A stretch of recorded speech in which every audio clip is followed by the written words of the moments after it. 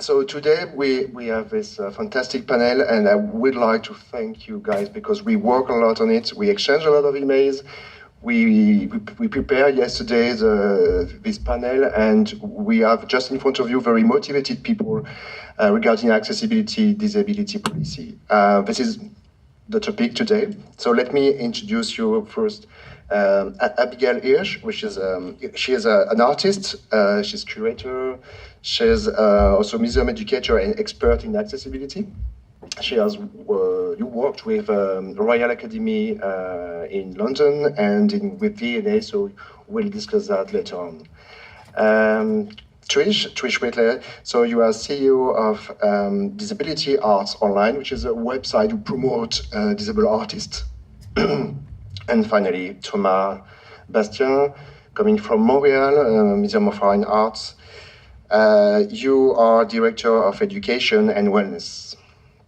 So my first question is, because we have this debate all together regarding the title of this panel, accessibility, disability. So my first question will be, what's your definition of accessibility, and I should say / disability? What's your own definition? So maybe Thomas, Trish. Okay, Abigail. You have to press. Does it work?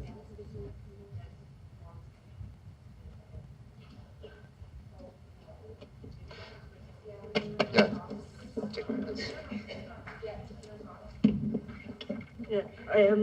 Okay. I just first of all, disability it's actually what disability is.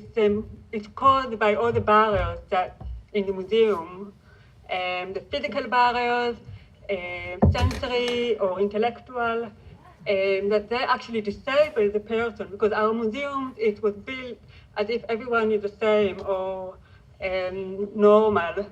And this is actually according to the social model, which says that the disability is not the person problem, it's actually the society problem, because it's not adapted to all the person, everyone needs. For me, also, accessibility in museum is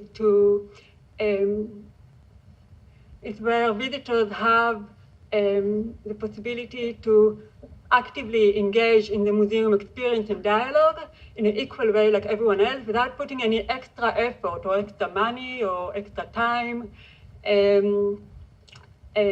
Also, I mean, I can talk also from my personal experience as a partly deaf person, that for me, accessibility will be when I go to a museum, and if there is a video with no caption, I won't have to go and say, listen, where is the caption? I'm partly deaf. I want the caption to be there, with no need to mention that I need that. And if we also look back to the, do I have time to? If you look back at the Cabinet of Curiosity, which is from the 17th century, I think, which was referred to those spaces of a collection of artifacts. And at the time, the creator of the space, he actually invited people to touch the object. And that was actually the first time where a museum was accessible. And what happened, the number of visitors increased, and the object became more rare, so they needed to be protected. And that's where the museum today, that the objects are on a plinth or behind glass, and that's where the physical barrier has been created. It's because of mieux now, because they provide showcases, very nice showcases. So, Thomas, Trish? Do you need to switch that one off? Yeah.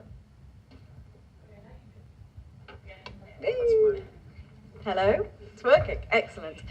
I'm not sure I can add too much more to what Abigail said, actually. It's a very clear distinction for me, the definition of disability.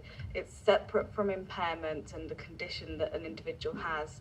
Disability is about the disabling barriers in the outside world. It's a social issue.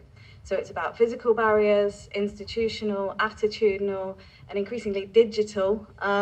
So what access to me is about a barrier-free environment, and that's it in a nutshell.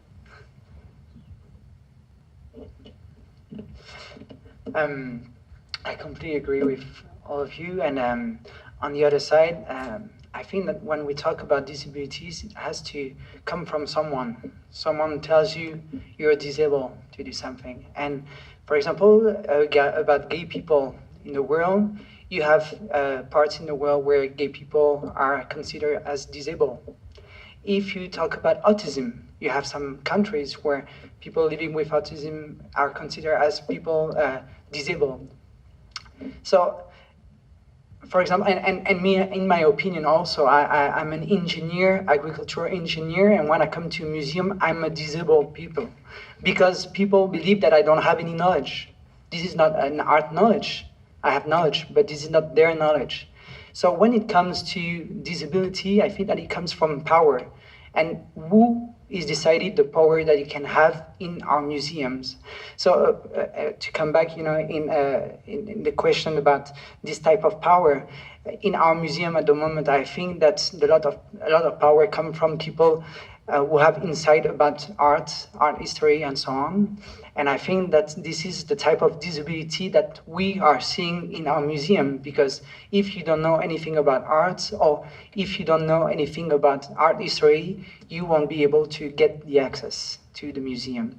And that's really interesting too, because when we talk about handicap, and in my opinion, this is really important, the direction of a museum, directors of museum are the people who are creating disabilities in our museums too. So in the future, if we have a person living with autism heading at the museum, he will consider people not living with autism people disabled. You see what I mean? And I had a great conference 2 years ago in Tours, and this person was, giving the conference, and he was people living with autism, and he was saying, you are the wrong people. You are the people who are different, because when I wake up every morning, I do the same. When I go to bed every night, I do the same. You are changing your days every day, so you're crazy. So people are disabled based on the knowledge that we have. So if we change this knowledge, or if we open our minds, I think that disability doesn't exist anymore. Yeah, thank you guys. It was a long introduction, but we thought it was very interesting to develop our point of view regarding accessibility. So we just wanted to show a short video which has been produced by Disability Art Lines by Trish, and commissioned by British Council. Here at Tate, we hold Britain's collection of British and 20th century art for the nation to enjoy. And so it's our responsibility to ensure that everybody gets the chance to experience it. Usually we get things described to us, but touching the snake's face at the same time as his face and seeing that happening in my mind, that's really special. The Edinburgh Arts Centre has a very person-centred approach to how people engage with the arts here. For us to be truly accessible, we have to really listen to our local community to make sure what we're doing is for them, and it's not about ticking a box, it's actually a meaningful engagement. You can see you, I know, it's cool. And me. And these guys. Yeah.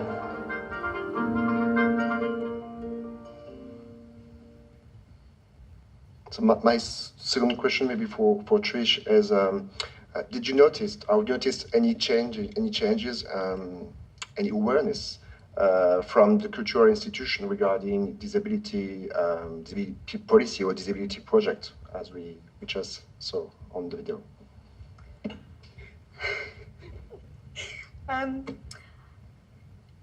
Yes and no, I'd say. Just to say that is a trailer for a longer video that's on the Disability Arts International website, which is run by the British Council, and we're tweeting out a link to that on the event hashtag today.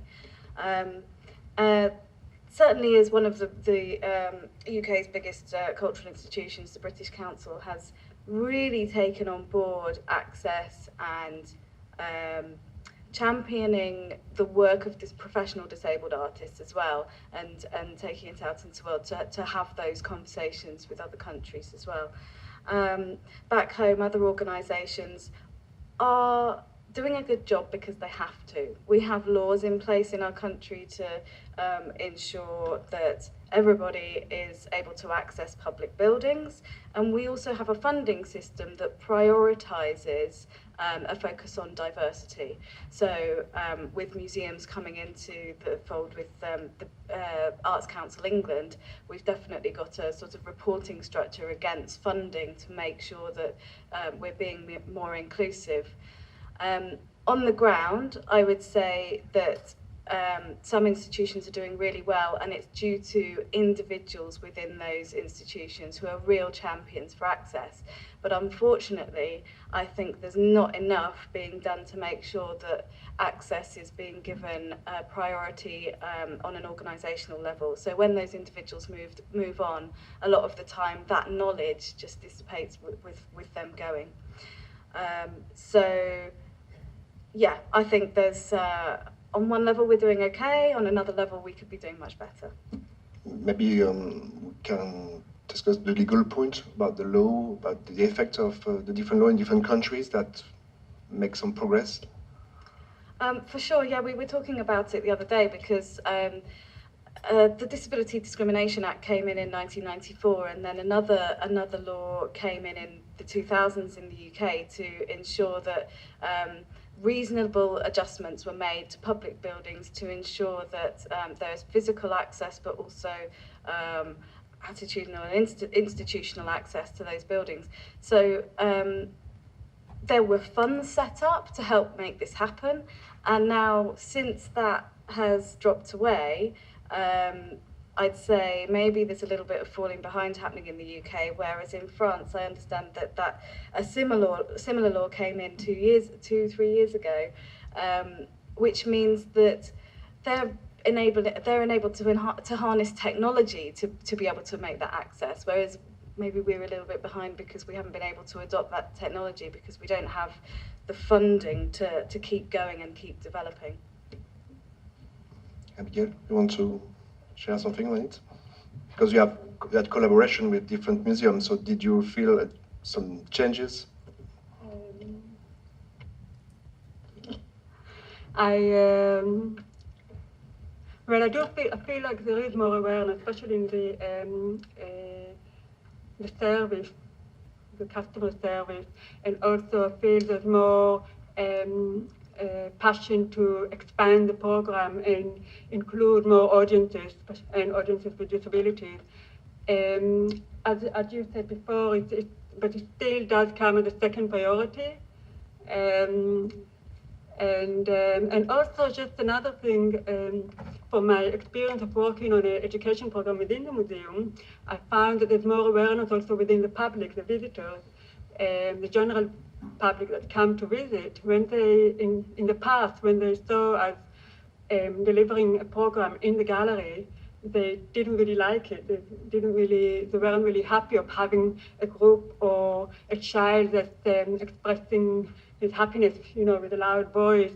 And nowadays it has changed quite a lot. That people are actually, they're observing us doing the session, and they're encouraging us, and they're really happy to see this happening. So that's, I think, quite a big change.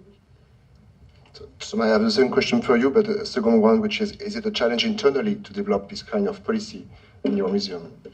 Yeah, it is. And I think that at the museum, for example, we welcome about 30,000 people coming with what we call special needs. So doing the accessibility, inclusion and belonging program. And we have issues because you see so many different people in the museum coming in. You cannot keep up with it. You cannot address every issue with every people, having a staff that is renewing every day. You have security issues, you have membership issues, you have welcoming issues. So in the end, that's really complicated. What we've done at the museum, and that's our way to deal with it, we've hired people living with special needs, especially Emmanuel, for example. He is working 2 days every week with us for 2 years now. And Emmanuel, I call it Emma, he's a wonderful person. He has, when he was young, he had 2 brain issues, and what happens with Emmanuel, you can see that he's different. But now that he's part of the staff, he's traveling everywhere in the museum and he's talking to everybody. That's his job during the entire week when it comes to the museum. And we see that having people in our staff working, having this kind of special needs that can address the issues to the security or to the membership in a totally different way. Okay, I have a question for all of you. It's about partnership. We know that for a museum to do it, to develop this kind of policy is very difficult. So most of the time you have experts, you outsource your policy or your activity with experts or with association, with a specialized organization. So what are the full benefits of this kind of collaboration for the museum? So maybe Thomas, you can start. Sorry. That's a fantastic question. I mean, to whom the museum belongs? If we ask that question, does it belong to a curator? Does it belong to a director? Does it belong to the education team? Or does it belong to the people coming in our museums? So if we work with organizations, and at the museum we're working with 450 organizations every year, if we think about it, they're shaping the museum in their own way. They're transforming completely the museum every day that they come in the museum because they're addressing the special needs that they have in our museum. So I'm not trying to shape my museum, my favorite museum. I'm trying to make the best of their visits to shape completely the museum of their society.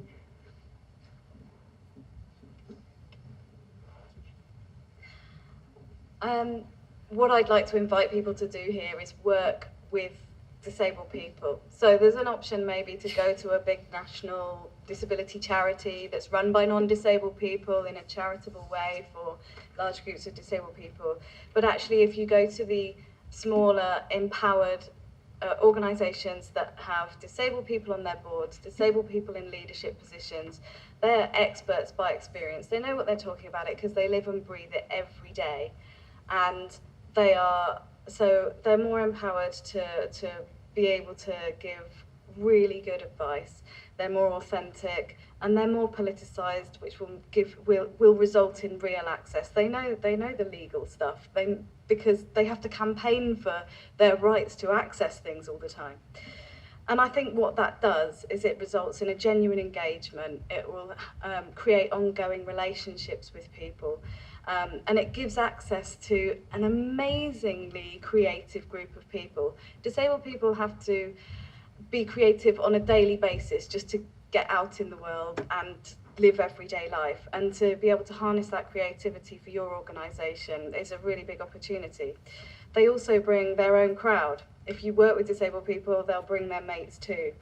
And that will enable you to build and have a really engaged audience. And they are the people that are most invested in getting it right too, because they get to benefit from it too. Abigail? It's really interesting because I think in the last, I came across a few projects that there were museums were actually requesting individuals, adults with disabilities, for consultation. But it was actually on a voluntary base and not employing them. So I think it's a very important point what you made here. I think at the Royal Academy is also they do in partnership with different organizations which support a lot of bringing the audiences actually into the museum, and also of course getting more knowledge of how to work with these audiences. Now, I work a lot with special needs schools, so I do go actually before the groups coming to us, to the Royal Academy, I go to meet them at the school and just to meet their needs and to speak to the teacher. But at the same time, there is some exchange here because the teachers also, when they come to the Royal Academy and observe our sessions, they do learn a lot from us about the way we work with the groups.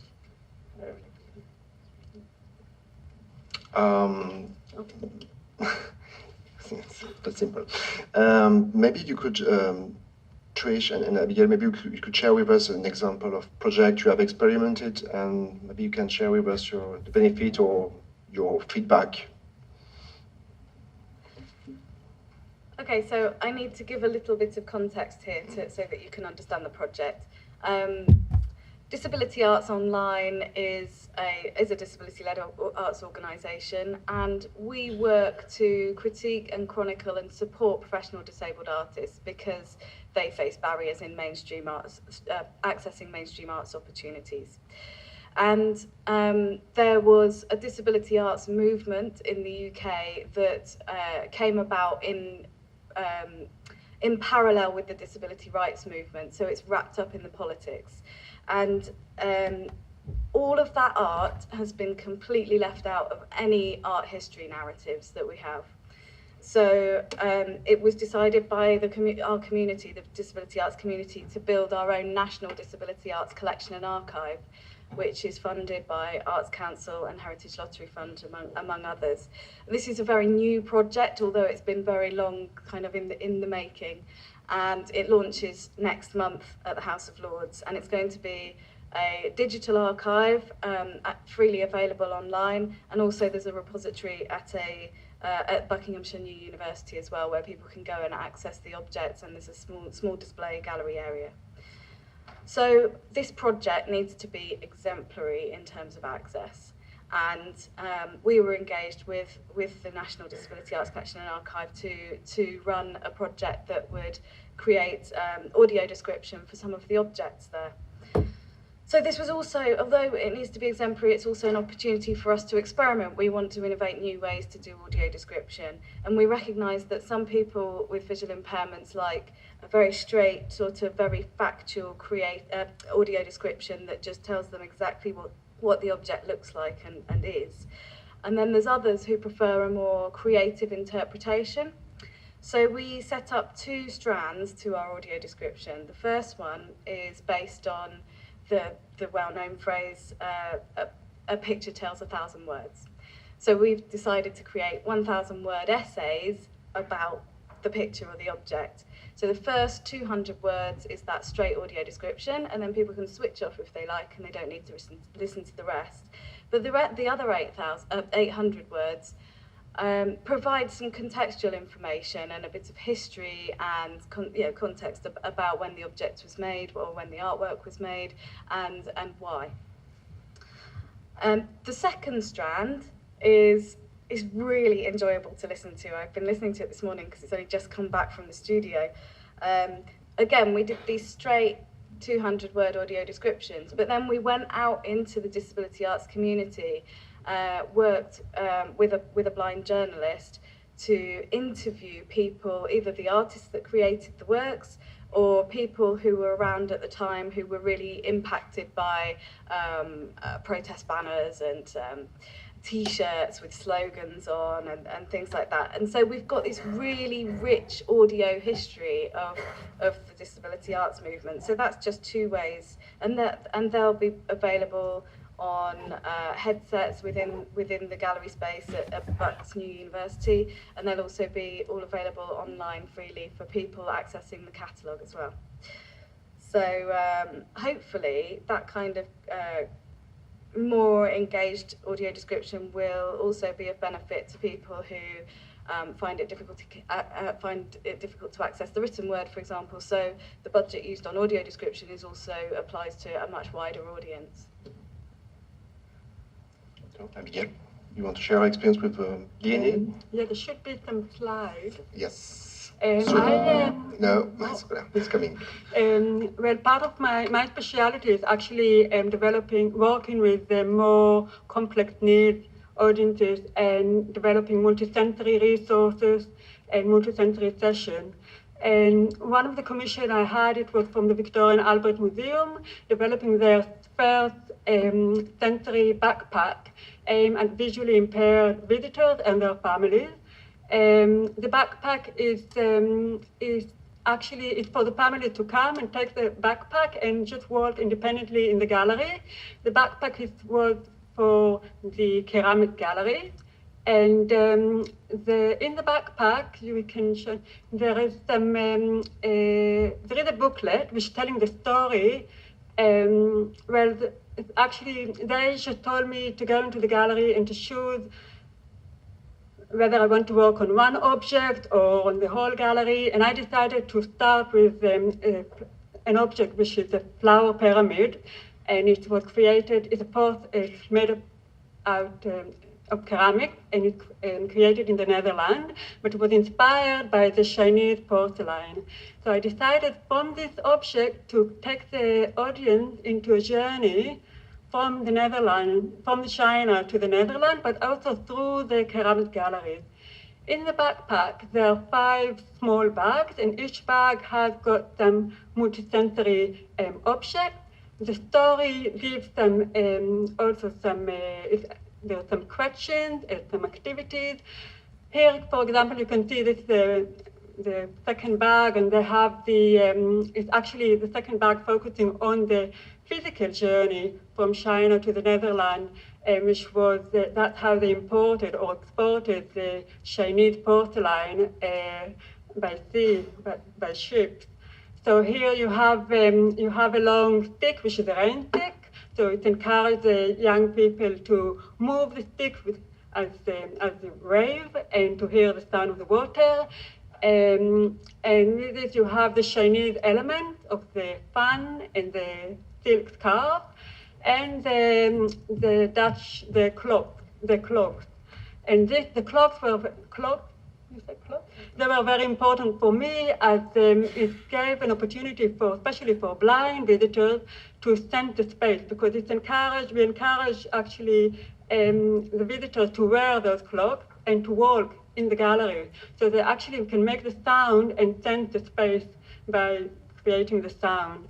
There's another slide, and this is just an example, it's just a physical way of showing the flower pyramid, the structure of the flower pyramid.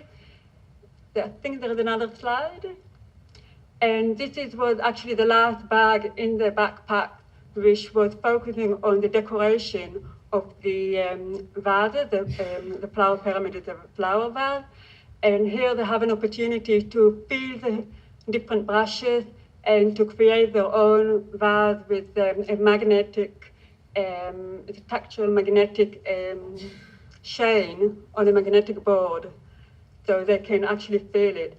In the other bags, we had also some sensors for the smell and more for the sound. So it's really just to create the multisensory experience, and also we should also include movement to engage the audience with the gallery, in the gallery, but also to engage the family, to create a family engagement and a learning experience, and an equal learning experience. So it's also for the young people and for the adults to experience the gallery. So that's it. And this bag led to other commissions. The one that I just completed is for Alexandra Palace, which is a heritage site in London. And they commissioned me to create a sensory resource for adults living with dementia that are prevented from going into Alexandra Palace. So the bag will be taken into their care home. Thank you. So we're talking about resources, digital resources or online resources, on site, I should say mobile. What's for you the new trends in terms of resources? If we want to target disabled visitors, is it online? Is it something that we should more develop with human mediation? Is it something more autonomous, like sensory station, multi-sensory station on the table that we let people go and experiment by themselves? But what's for you the new trends? Is there any new, or is there a new objective for the museum, new trends? Well, in Montreal, we are based on humans, and we don't work that much with this kind of mediation. I know that this is trendy, especially in France, for example, at the moment, but we believe that working with organizations and having groups coming in the museum, we can better shape the type of experiences that we want to leave with them. And that's the reason why we ask them, what do you want from us in the museum? And then we create by co-creating with them the experience, we welcome them and we do everything they need if we want to do so.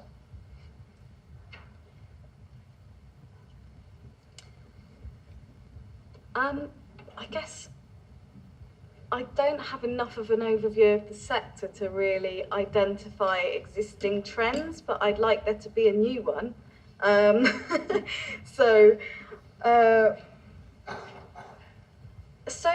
many things about living as a disabled person means you have choices taken away from you. So I think everything that we do to try and create access should be about choice. Enabling people to make their own choices about how they access the museum.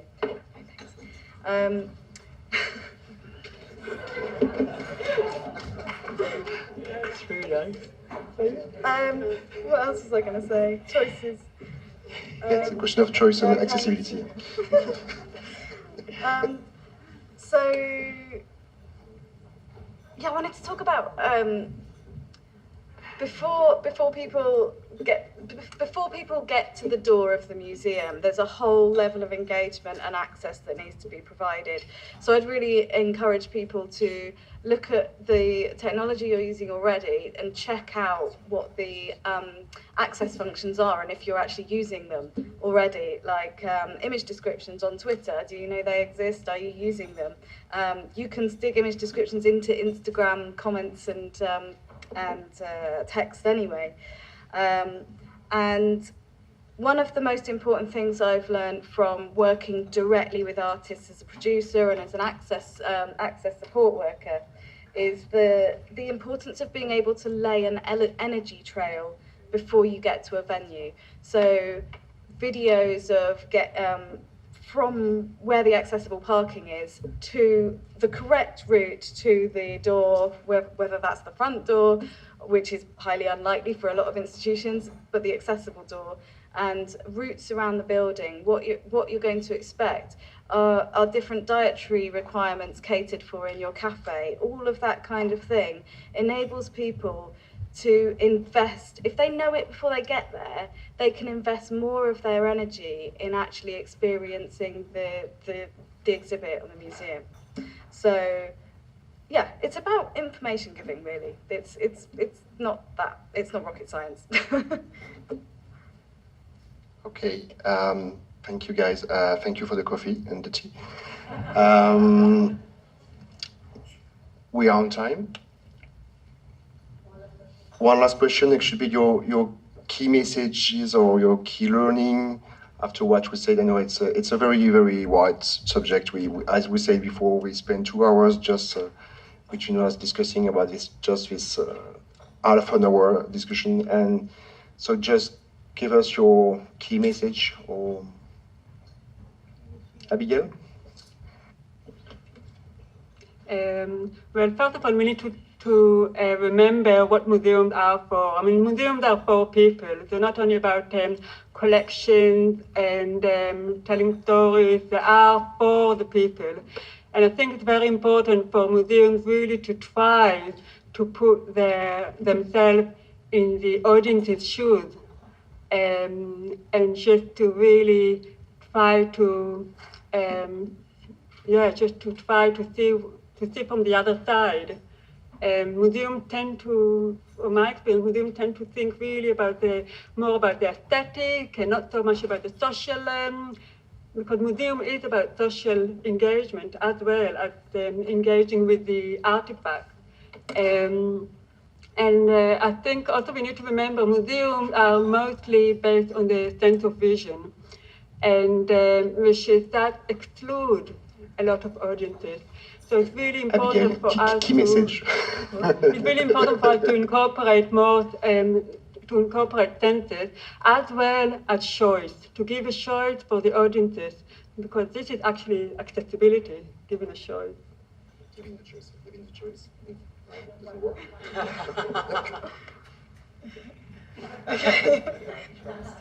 Two very, is this one? Oh, it switched itself up. Okay, so think about building in access from the beginning. It's not just a comms thing. Think about it from right from the very beginning of when you think about what you're going to program.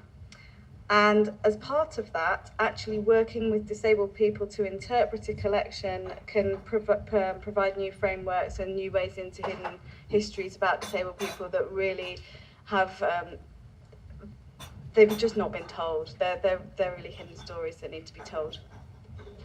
Thomas? I have some don'ts. Don't use the word disability if you mean people who are different from you. Doesn't mean that they are disabled, just different. Don't imagine that you represent the majority of the visitors of your museum, because if you think so, I think you're wrong. Don't take for granted that because you have a tactile gallery means that you've resolved accessibility issues. It's not. Don't do what other people do, because if you do so, you don't talk to association, communities, and people, and you don't live the realities that they have in your society. So look around you and perhaps try to resolve the problem that they have. And if you do so, I think that they will come, and that's what we see in our museum. They will shape your museum in their museum, which is completely crazy. And in the end, they find in your solution, in your museum, the solution that they're looking for. Thank you very much. Is there any questions in the assistants? Yes, one question. Hi. First of all, how cool is this? I had a question for Thomas. You say we don't work with groups or communities, we work with 4 people, and we try to make the museum adapt to their questions or their needs. How exactly does that correspond, or does it translate to the actual business of the museum itself? Do you try to make as many changes to the permanent collections or permanent presentation, or do you develop side programs that can be booked in advance? How do you arrange those two? Because I think most museums focus on specific target groups and then have programs for that, and then the difficulty is to actually get that into the museum on a permanent basis. So how does that work with you? And that's a great question. I think that, for example, the program is called Sharing the Museum at the museum, and the program was done 20 years ago. So when we created this program, first of all, the museum wanted to get disabled people in the museum, but because it was trendy.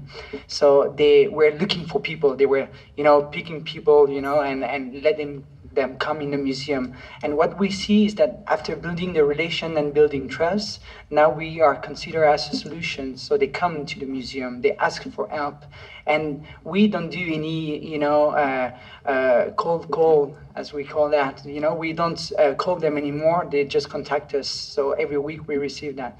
On the part of the museum, you're right. I think that we still have a gap between the way we organize the collection and the exhibitions, but I think that we're on the good way, because people, especially in the Curator team, realize that now 1,000 people come from the education department and wellness department in the museum every day. So if you don't work with us, you miss these people. That's what we see. Another question?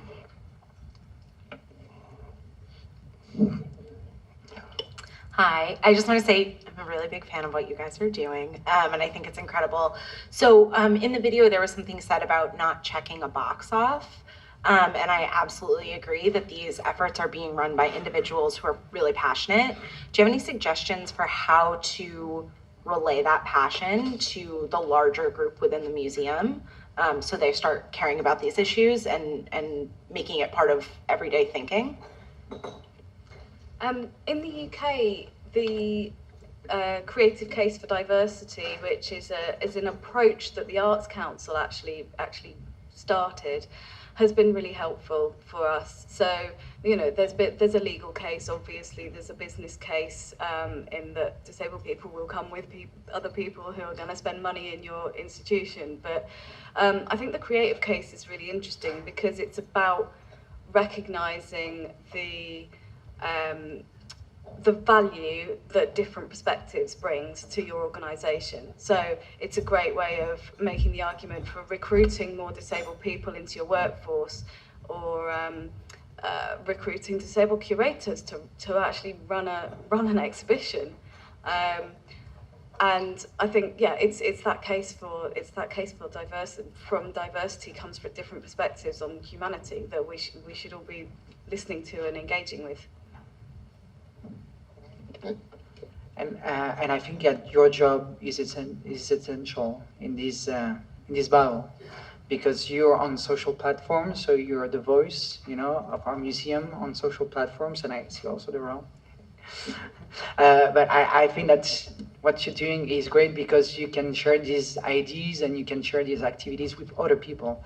And I think that that's the reason why we collaborate so much with communication department in the museum, because this has to be spread out. People need to know what we're doing in the museum because then they can share it with other people. But there's also financial issues, because if you talk about that, I mean, for example, in the museum, the accessibility program is based on donors that give to the museum, but also on the projects that are paid by other people in the museum that can help pay for this type of project, which are completely free. So there is a balance, and people need to know about that. No more question? No more question? Then you guys can have a coffee break. Have a quick chat, continue the conversation. We'll start with two more, we start in a couple of, like about 10, 15 minutes with two case studies from institutions in the north of France, in Lille, and here at the, next door at the House of European History, on how to include all kinds of publics, no matter the age, no matter the background, no matter the cultural knowledge. Enjoy. Thank you, guys. And thank you for the great panel.